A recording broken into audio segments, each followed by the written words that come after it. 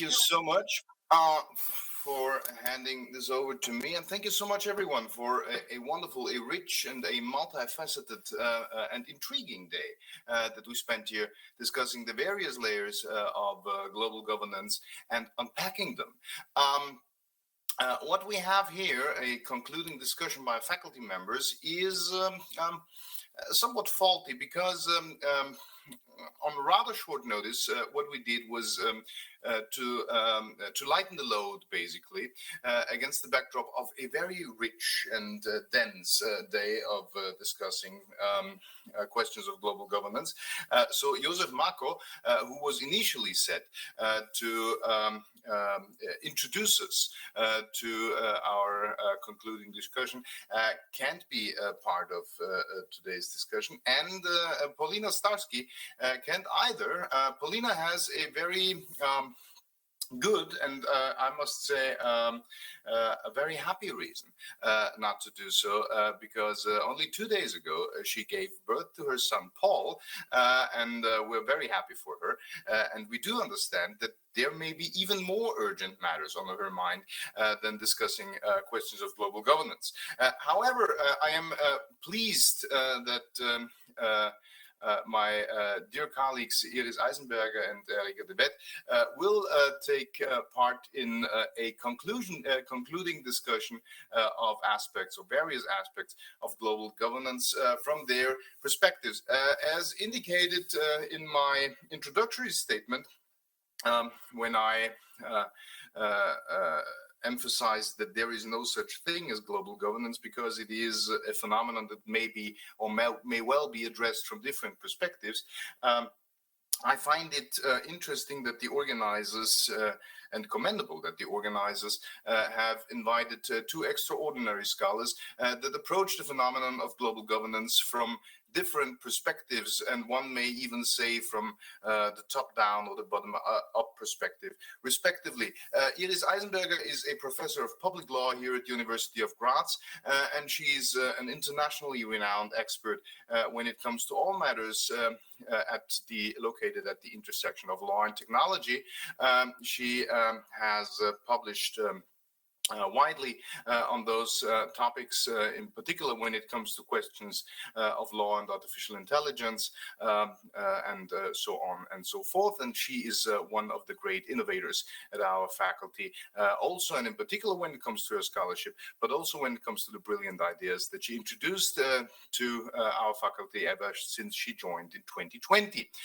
Erika de Wet is the chair in international law here at the University of Graz, Faculty of Law. She is an internationally renowned expert in international law in general, but also and in particular when it comes to the law of international organizations and questions of the use of force, military assistance, and so on and so forth. She, of course, has also published widely when it comes to those questions, and she's, among other things, the co-editor-in-chief of the Max Planck Yearbook of United Nations Law, published with Brill. And ladies, I'm amazingly pleased to have you here with us. May I kick off this final discussion by asking a very blunt question. From your respective perspectives, what is global governance about? And may I perhaps start with you, Erika, from the international law perspective? Thank you. I hope everybody can hear me clearly. Thank you so much for. Okay, there we go. Am I unmuted? Good. Well, from the perspective of international law, and I am a classic doctrinal scholar, so there are many dimensions from which you can perceive it. But I would say it concerns inter alia the role of international institutions in taking binding decisions that then have legal consequences for governments and individuals on their territories, and then in a top-down way also influence the conduct of states. And these institutions in general are, of course, as was indicated today, they have a functional role. The idea behind them is take on issues which states cannot solve by themselves, both on a political level, but also on a legal level. And I think one of the main mistakes or assumptions that we all make is to assume that it is possible for the very same states which fail on the domestic level to always succeed on the international level. Now, of course, certain questions demand an international response, a pandemic being one of them. The international threat of terrorism is another one. The same concerns climate change. But the problem is that the actors ultimately remain the same. The same states that, for whatever reason, cannot function on the domestic level, they stand behind these international institutions with very different interests, very often legitimate different interests, because their contexts are different.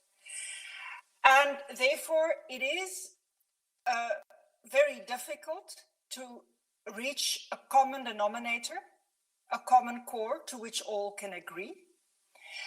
And that is a given. And I think that was also indicated this morning, that perhaps, at least when it comes to international institutions, they definitely have a role to play. I am, for one, glad that some of them are there. I think we just have to ask ourselves what the world would have looked like if they had not been there. There are huge problems, there are huge deficits. Several of them were indicated today, for example, in relation to the WHO. But had that organization not been there at all, had the United Nations not been there at all, had we not had any peacekeeping or any of these other, if we didn't have any of this, would the chaos not have been much bigger? So this is a long answer to a short question.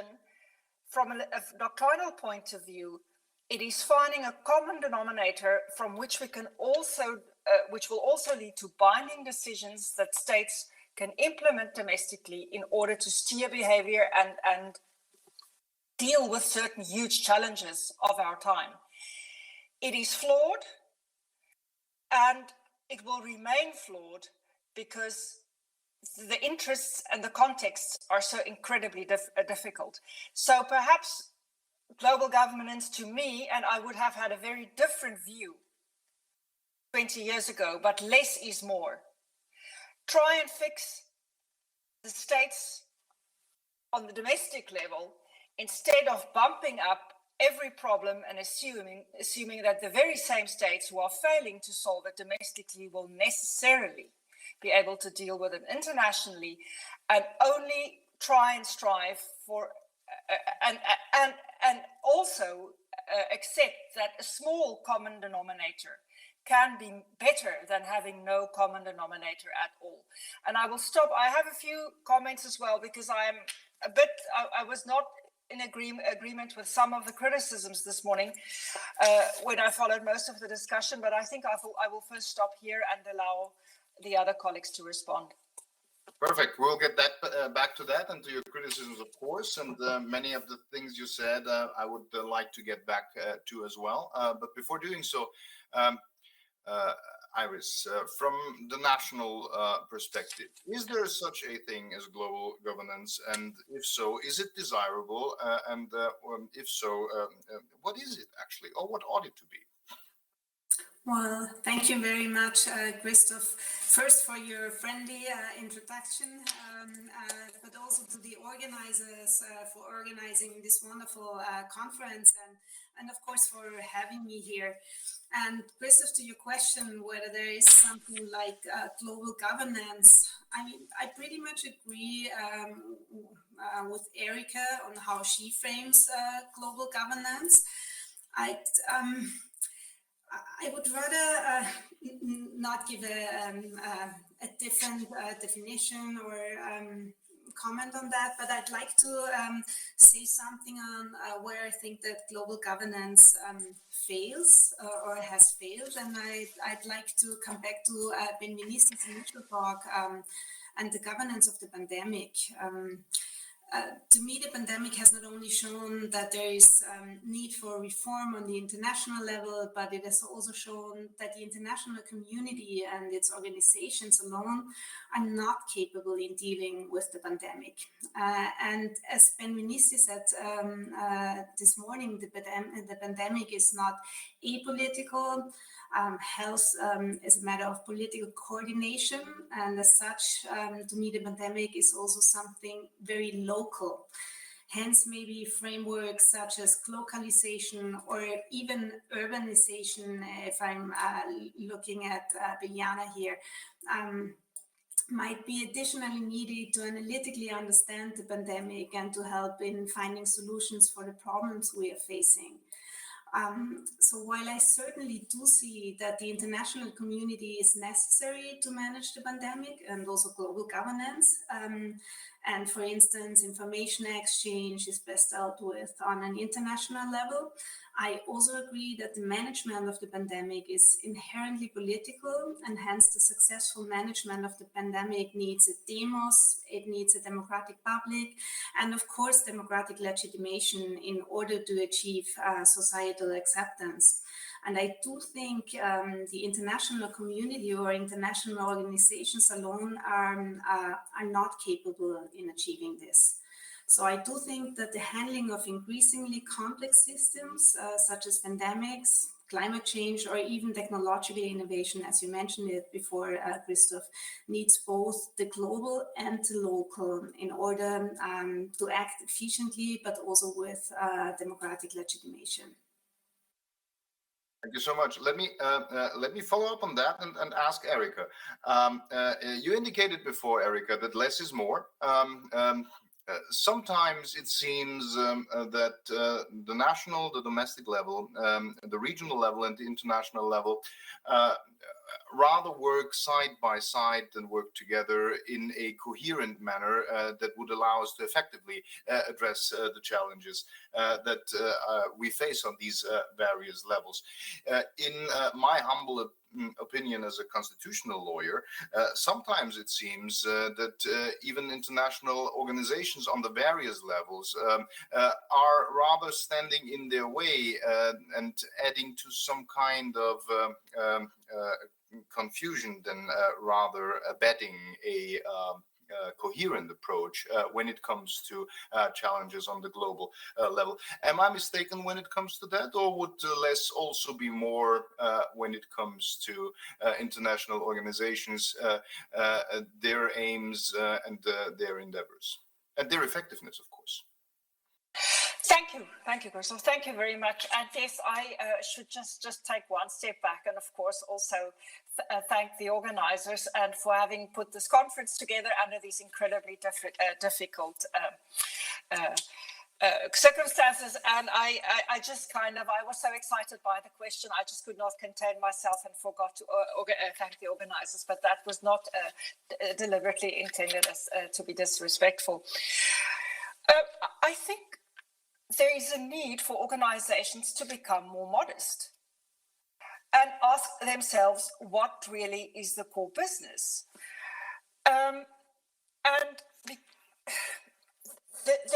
We have, in the international community, we have 195 official states with obviously very different forms of government, different interests, different priorities. That is not in and of itself wrong.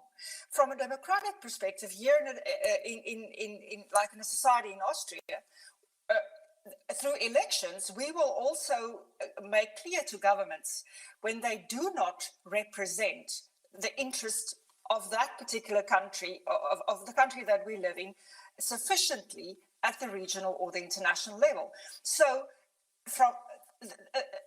in societies that have to be responsive to and accountable to their electorate, of course, they have to represent the interests of society at the regional and the national level. And you will necessarily have different interests depending on where, on your particular context.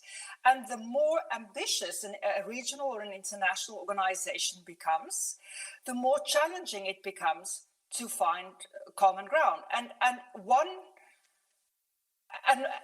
20 years ago, I would have been, it was a different time. At the end of the Cold War, 25, 30 years ago, when the wall came down, when Mandela was freed, and all of these things were happening. For the first time, the United Nations Security Council was actually becoming active and very active and almost hyperactive in the 1990s. Now we look back, and there was a huge amount of enthusiasm and idealism also about the European Union, the African Union, and so forth. But now we look back and we ask ourselves, aren't we, or I am at least asking myself, aren't we asking too much of these organizations? So I hope that answers part of your question. And what I find very worrying is the very easy way in which we just try and allocate responsibility, and a lack of differentiation and nuance when we allocate responsibility and ask ourselves, where do things go wrong? And I'm personally, and I'm saying this as a South African-born individual who spent 30 years of my life in Africa, including also in very recently another 10 years. And that I'm rather nervous when all the responsibility is placed at the feet of the so-called North and only Western countries. Now, I do not for a moment want to deny that a lot of wrongs have been done, and especially in the African continent, the evils of colonization, are still very much influencing the continent until this very day. But there is, to begin with, no such a thing as one North and one South. There are massive differences within these regions and amongst countries. You only have to look at the African Union at the regional level to see that there are regional bullies and regional hegemons that copycat a lot of the bad things that the strong and the really big hegemons from the North also do. There are huge problems also with in particular international trade that was mentioned this morning by Ben Minister as well, and the role that the WTO plays in this. And the EU's trade policies and agricultural policies in particular. I do not for a moment deny that. That being said,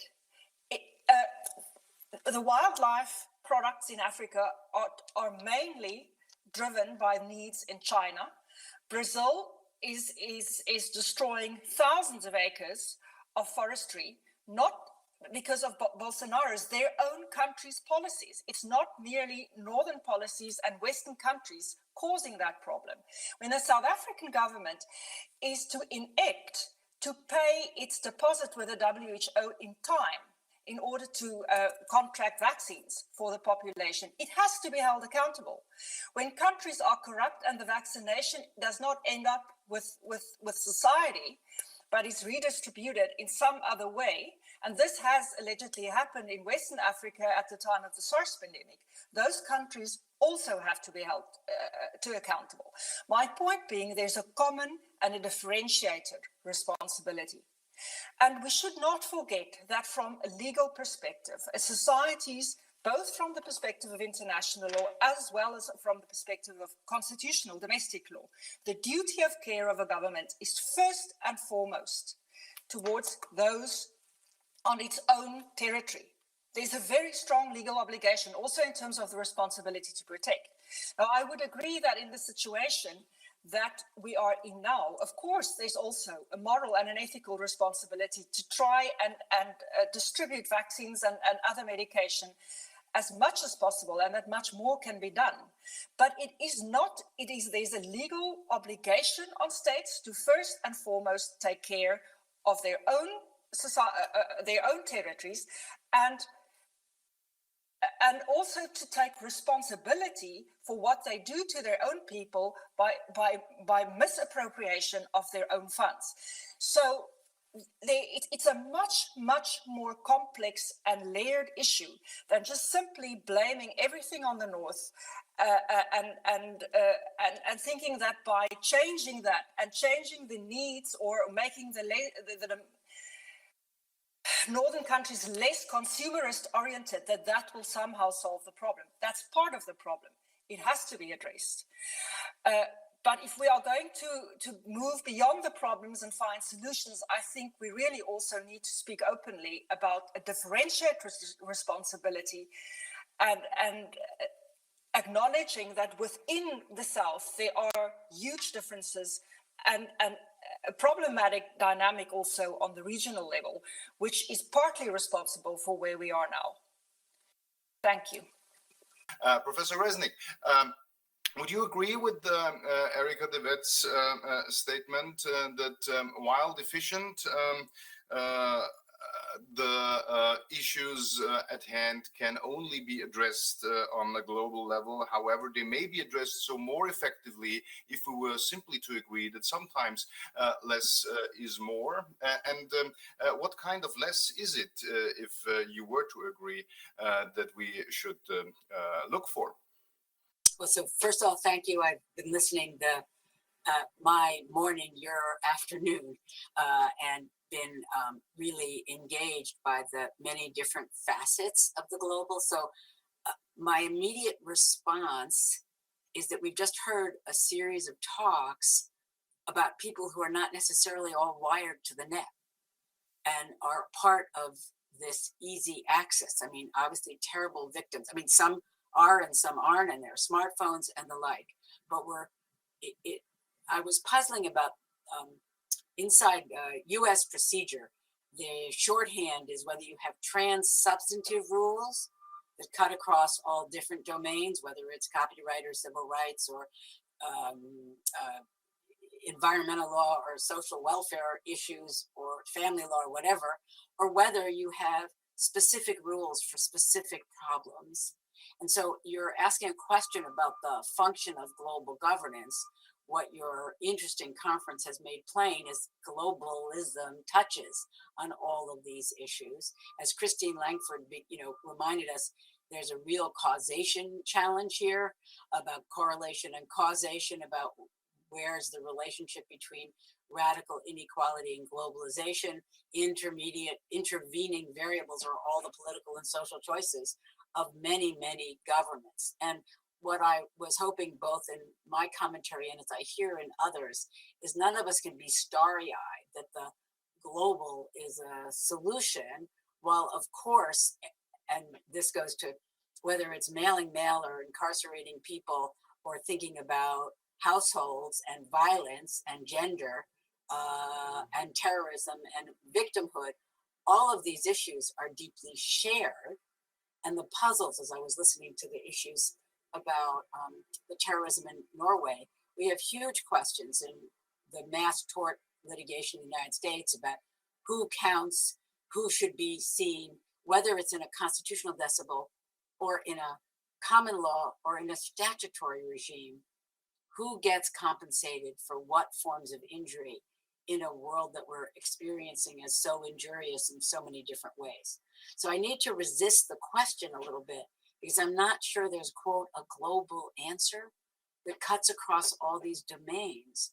Rather, of course, in a world desperate for social ordering that has a whiff of egalitarianism left, we need action. It's exhausting at all of these different levels.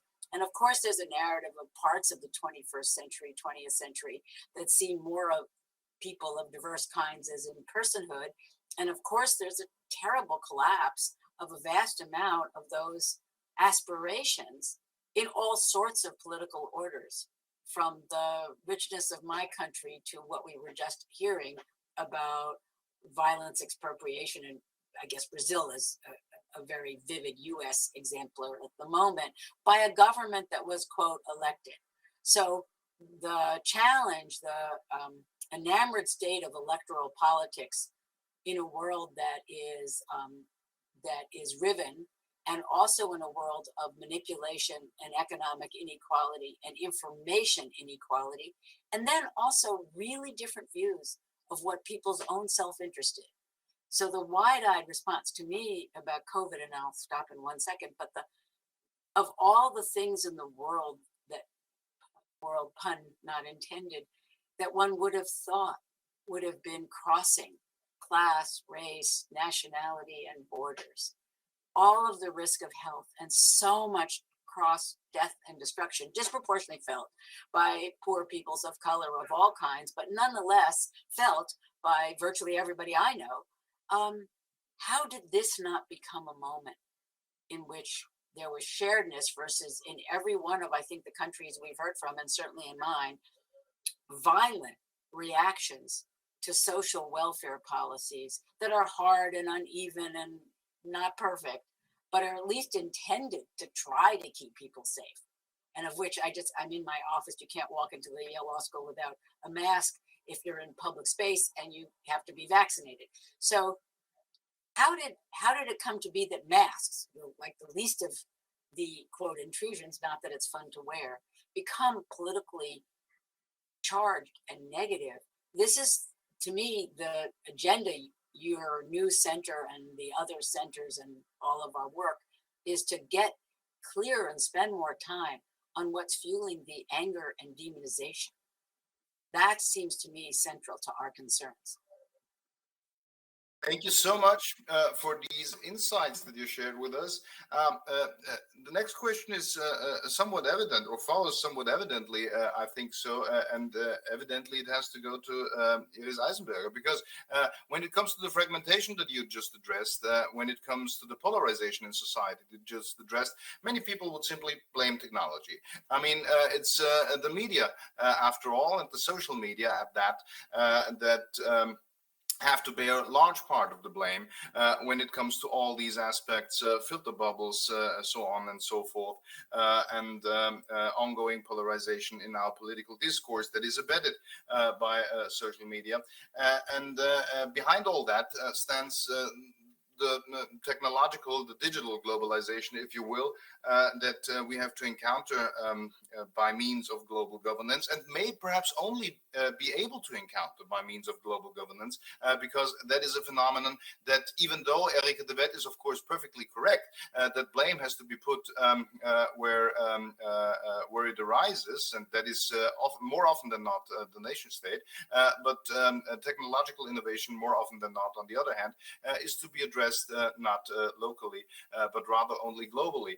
We all remember the famous words of written by John Perry Barlow, where he addressed the governments of the industrial world, as he referred to them,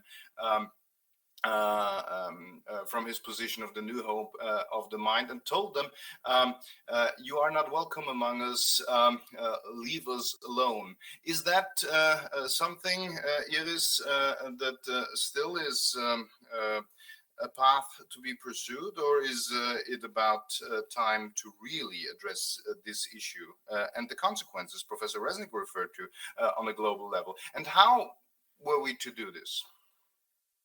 Thank you very much, Christoph. So I don't think that's that it is a question of where to govern emerging technologies. So it's, to me, it's not. I mean, of course, you could argue, as you did, that you have to find global solutions, but I think it's rather the question how to govern emerging technologies.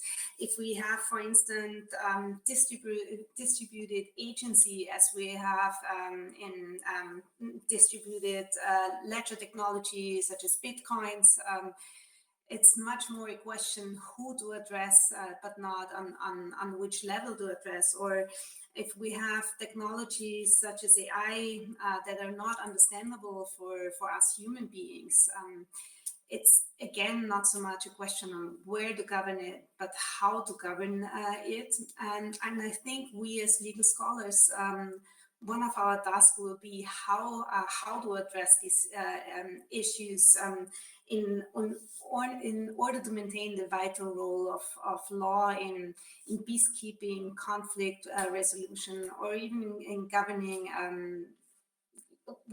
in just governing these technologies.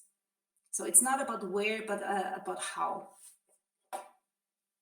Okay, thank you so much for this. Professor Petkova indicated before that we may not have that much time. I think there's still a couple of minutes left for us. And there is a question pending from Professor Landfried, which I just realized. overlooked, maybe. Haven't seen it, but perhaps it may be rewritten in the chat if urgent. I would be. Oh, she's with us already. Yes. Yes, I just wanted to comment on your question that we have these media and this fragmentation in the social media. And I think this makes it again very clear that globalization goes in a direction which is really hurting, damaging democracies, because it's not just the people who go to the social media, it's actually the platforms and the enormous economic power of the platforms, which cannot so far, which aren't really regulated. So if they are regulated, they are doing this themselves, you know. They have their boards and they choose the people who regulate them. So I think really this is a very good example where you can see Judith had in her talk at the beginning where she said from the local to the national to the global was these Cincinnati principles. And I think nowadays, really what we need again is sort of having all this network of all the layers, all the levels from global to national, really to act. Otherwise, it's not governance that is acting, but it's really these big private players who are governing, and all these nation states and the European Union, they struggle to come behind, but they never manage. Thank you. Thank you very much. It is a very important input. As you all may be aware, of course, there is an initiative on the European Union level for platform regulation. However, it is an initiative that has been held back now for quite some time, and as many scholars would agree, urgently would need enactment on at least the European level. However, as a global phenomenon, I think it is Eisenberger addressed that only to regulate it on the regional level may prove to be just as insufficient. What I would like to do, now that I have 4 brilliant scholars in my virtual chat room, I would like to ask one final question to each and every one of you. And if you were so kind to address it from your respective position, scholarly position, ideological position, you name it. The choice is yours, ladies. And that question would go against the backdrop of what has been said in the past 45 minutes as follows. Is it true, or at least for a humble public lawyer like me, it seems to be the case, that global governance is basically a reaction first and foremost to the fact that there is no such thing as global government, because as Professor Eisenberger indicated, there is no such thing as a global demos. And if so, does it haphazardly try to react out of necessity to phenomena that are basically caused by globalization? Or is it rather the opposite, that notwithstanding globalization when it comes to society, when it comes to digital innovation, when it comes to economy, is something that happens coincidentally with global governance and its mechanisms, and that the global demos would actually be there if only be activated, as Erika de Wet indicated before, against the backdrop of the current crisis, in a more befitting manner. And what of these positions, if taken, would tell us something about global governance that would really bring us forward when it comes to this multifaceted debate? That would be something I'd be very curious to learn your perspective about. Erika, is the interdependence of globalization, global governance, and the lack of global government indeed a thing, or is this just something that addresses completely different issues that would have to be separated if addressed properly? And the debate would have been the same basically 100 years ago if we only had a working Skype connection. You're muted, Erika.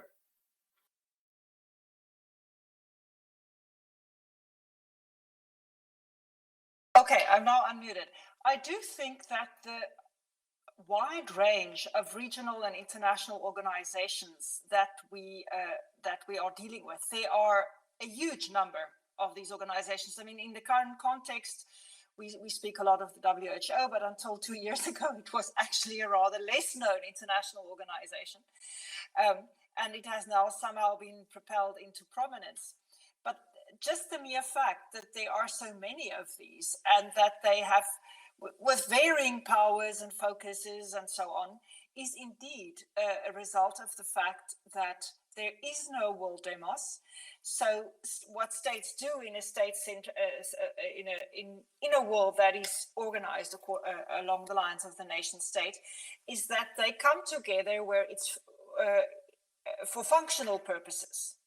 I mean, that's the most that they can agree on, to come together and transfer competencies to an institution in the context of a specific function in order to achieve a specific function and fulfill a specific role. And of course, there are many overlaps. Sometimes there are overlaps between organizations. On the regional, for the issue of peace and security, for example, the United Nations formally is central, but there are important developments on the regional level, also in Africa and in the EU, for example, which once again indicates there's an overlap, and that overlap doesn't have to be bad. The organizations can work together well when the interests overlap, but there are also conflicts at times. And I actually do think that this is a manifestation of the fact that there is no global demos and that we will not have a global demos. And if we do have one, what on earth should it look like? I think Biljana made a very accurate point that it's hard to have coherence within a demos on the national level, where societies are terribly divided by the way that the pandemic is handled. We see that also across Europe. It's incredibly difficult to keep the European Union together. It's really hard to come up with a convincing argument at this moment in time that there's a proper demos within the EU. Good luck. Where do we find it? So going beyond that and striving for a demos on the global level, I just don't think is at all feasible. And so what we are stuck with for now is our international institutions, and we need to reassess which ones really have run their course and are needed, and which ones, how can we make better use of the ones we have. I think I should stop there. Just as you prefer, but thanks very much for this. Iris, what's your take on this? I mean, at least you're the one who brought it up, basically, so you're the one to blame. Okay, thank you. Before I try to answer your question, I'd like to disagree on what Erika just said, because I think it's not, so the question whether we do have a demos and whether we have different views within that demos are two very different questions. And I think it's hard to have a demos at the global level. It's not so important whether you have different views within that demos. That's what democracy is about. But I think the hard thing is to have a demos. And coming to your question, Christoph, I think global governance and the lack of global government, it's somehow co-created, and global governance is sort of the result of the lack of global government, and on the other hand, the lack of global government is a result of global governance. I would put it that way. Okay, well, it doesn't rhyme, but it seems a good fit in any case. Professor Resnik, your impression when it comes to that? A brief response. First of all, I don't know whether you're asking an empirical question about whether there is a demos, and if so, what would be its markers. As I was listening, of course, reflecting on the talks about intersectionality and discord and disagreements about status and authority and visibility and law and recognition, the question to me would be, how might we build senses of shared identity? There's a quite wonderful book by a man named Benedict Anderson in the United States called Imagine Communities, reflecting on the nation state building in the late 19th and 20th century and looking at maps and looking at shared romantic histories of conflict and war and other and self in generating nation states as forms of identity that were aiming in some sense to respond to the religious conflicts, to create some identity that was less sectarian. And of course, now we're seeing the sectarianism of it. Robert Cover, who was my friend and colleague, has a very famous essay called Nomos and Narrative. Of course, there's law everywhere, built from the communities that live it and live within it. So then the question comes back to, how do you aspire? We sitting in this conference are clearly aspiring to some form of egalitarian redistribution, fair seeing, cross-gender and status, to recognition of personhood. Is that a shared vision around the world? No, not evidence now. Is there a way to build toward it? Now I come back to Christine. It's not happening. It's not top down. It has to be redundant iterations if it's going to have any traction. And the question of what that has traction. There is a transnational right-wing movement, the same way there's a transnational left-wing movement, if you want to put them in those terms, as well as many others. And so where is it that one can hear the angst propelling the negative, what I take to be negative, that I can understand that what I think to be so easily evident has not captured a segment of the population? And there are always questions, and here we come back to webs and networks and the like, and funding and money, as to how deep and broad that is, and of course the construction of preferences and identities as well. So I think this last decade has given, there was reference to the cheerful early 90s, 1990s, that as well as you could have done the cheerful 1890s, is the question of what are the tools that are available to build a more shared sense, and why, from the point of view of whether it's the warming poles and climate or the interacting with the virus, what's missing that hasn't enabled people to see this shared interest. And until we can figure out that, the demos at whatever, at the city level, as well as at the state or regional and national and transnational levels, can't get built without facing those questions. Thank you so much. There's another question by Christine Landfried, if I'm informed correctly. Yes, thank you so much. I would like to join Judith, that this is really the question now: how do we find a shared, an additional identity beyond national? I think the question of having a demos is quite often misleading. Biljana was right that she said already on the national level, there is, it's very difficult to identify what is the demos. So we have demoi probably already. And on the European level, this was always taken as an excuse that we don't have European demos, not to have European integration. And now it's the same on the global level. So I think really this pandemic has shown that something has to be done, and having sort of a shared solidarity in such a situation, independent of a demos. We don't need a demos, a global demos, to have thinking about what is now has to be done internationally, that it's not sort of going as it at the moment. Globalization goes in a direction which is really damaging. And I think to counteract, it's really time, and we don't need a global demos for that. We just need a real public debate on all levels, what we can do. And it's really, I also agree with Judith, it's one cannot understand that this did not happen in the pandemic, that we don't care about the percentage of vaccinations in Africa. And we think now already of the third vaccination.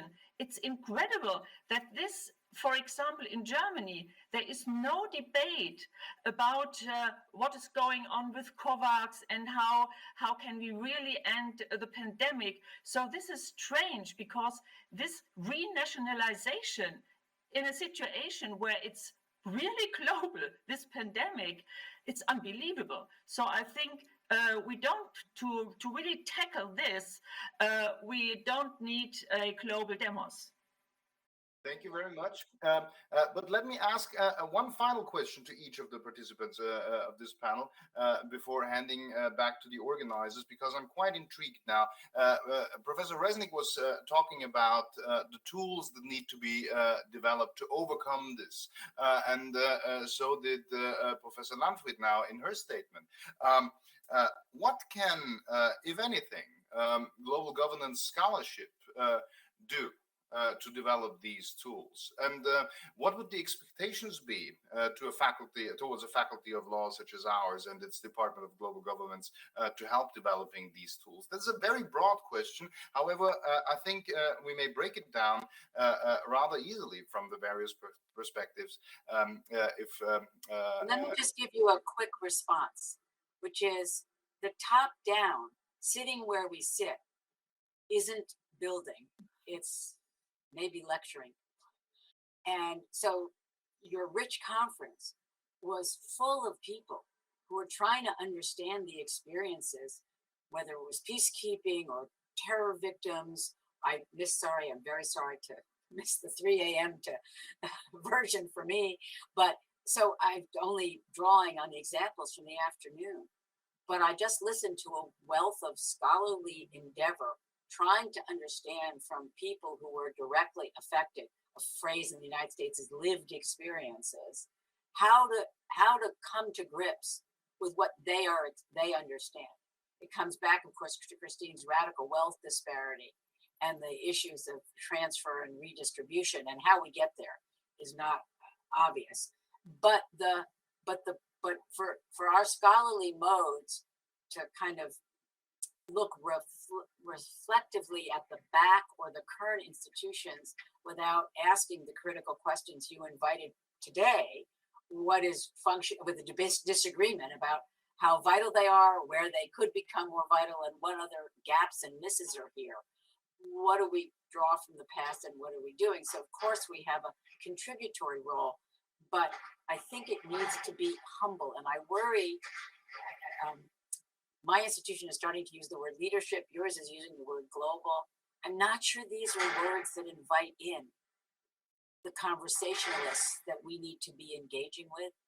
So it's a caution in maybe naming, I know you're launching, but I want us, and it's a question for not just talking to your institution, but mine as well. What are the names and words that won't look like folks are outside ex cathedra trying to give information as compared to in a shared conversation? Thank you very much. So, Iris, any beneficial part the ivory tower has to play when it comes to this? Yeah, what I would expect is to ask questions or to give solutions for how to achieve acceptance for unpopular measures on a global level.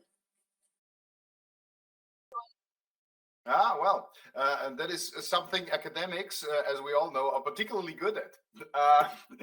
Erika, do you share this view?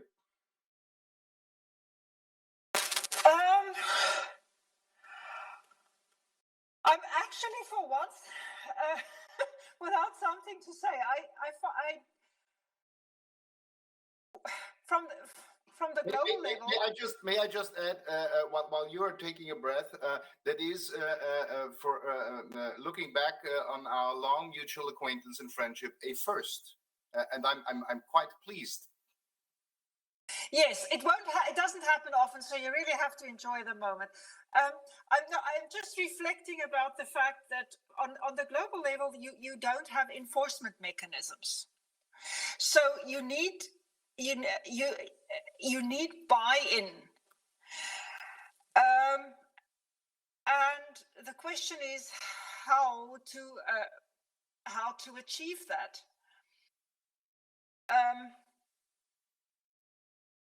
And at the moment, I just don't really see how global governance is going to get beyond the exchange of information. At the moment, I don't see how this is really moving us forward. I'm sorry, this is a very poor answer, but I don't at the moment see how global governance. Are we asking how global governance can take us forward in the current pandemic, or generally?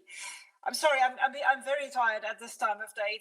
I'm not sure I entirely understand what we want to do with global governments. What do we want to move forward? And that is grist to my mill when I opened this symposium today by saying, well, we don't know actually what global governance if there is such a thing. However, the multifaceted approaches to the phenomenon that has been indicated in this discussion may well add to global solutions, even if only step by step, and not, I've been quite convinced also by today's discussions, on a grand scheme, but rather from the various perspectives involved and from listening closely to the various stakeholders before even trying to offer solutions. Professor Resnik has asked scholars for a certain degree of humility, and I think when it comes to that, and when it comes to the question what we may or what part we may play in this endeavor, that is advice that we should heed. Let me just conclude by offering thanks once again to all of you. Thanks to the wonderful discussants of this final panel. Thanks to all of you in the audience who contributed questions and insights. Thanks to all the speakers that made today's conference possible. And thanks in particular, of course, to the organizers who did a marvelous job of making this feel as not as awkward as many of those online conferences tend to feel, but gave us an idea what we may experience next time around, when we will be in a position to welcome you all on site here at our Faculty of Law at University of Graz. I'm personally very much looking forward to. I would personally like to thank all of you again for the experience that today's conference has offered to all of us, and to me in particular, because and I don't say that lightly, I really learned a lot and I tremendously enjoyed it. Thank you so much for this enriching experience. Having said all that, Jürgen, I think I will give the floor back to you for your concluding remarks. Thanks again to you and your team, to the whole Department of Global Governance for organizing this. This has been a terrific day. Thank you so much for this thrilling discussion and all of your ideas. It's amazing what came out when we started to unpack global governance. A lot of questions, of course, but also a lot of wonderful insights. If we think back, we started by unpacking global governance and questioning the belief in international organizations, ending up by calling for collaboration through law. Then we saw the emergence of a new balance of power that is kind of characterized by a multipolarity of actors and a new role for regional organizations. We went from the Viennese Congress to the Stockholm and The Hague Congress and learned about apolitical expert endeavors that are based, or should be based, on the will of people to deal with each other on an equal basis on political level. And this led us to questioning the basic elements of democracy and the relation of culture and economic inequality, where we learned that economic redistribution is a necessary requirement of democracy. We then saw that democracy through law is an approach propagated as a kind of an EU model of democracy, and that we have the problem of a kind of an unbalance between technical legal advice and, on the other hand, political issues in the advisory work of the Venice Convention.